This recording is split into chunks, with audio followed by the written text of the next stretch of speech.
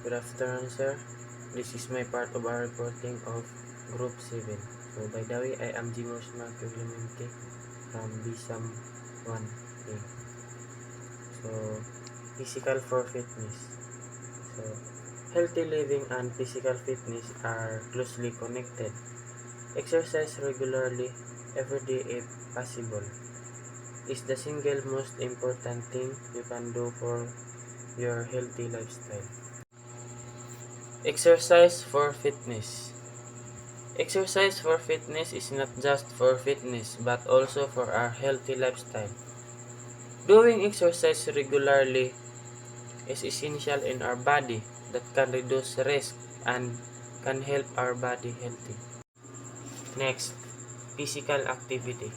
So, is defined as any related movement that spends power and flexibility.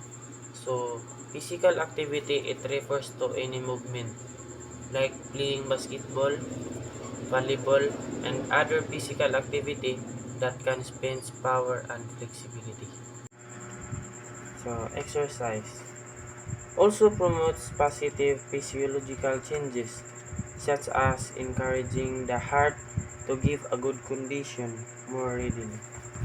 So, exercise, exercise,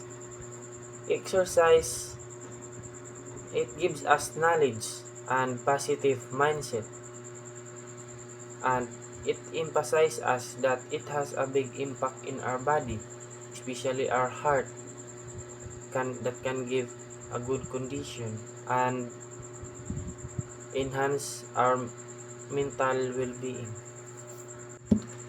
The activity pyramid, it shows us that what we can do.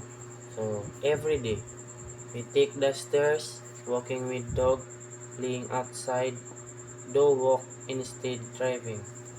Then into 3 to 5 times a week, at least 20 minutes, we can do the aerobic exercise or recreational activities. So here in aerobic exercise, we have skateboarding, running, and swimming. Then in recreational, tennis, hiking, and soccer.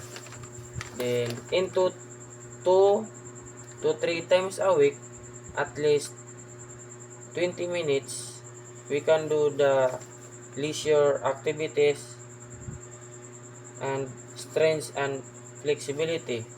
Here in leisure activities, we have volleyball, bowling, and dancing.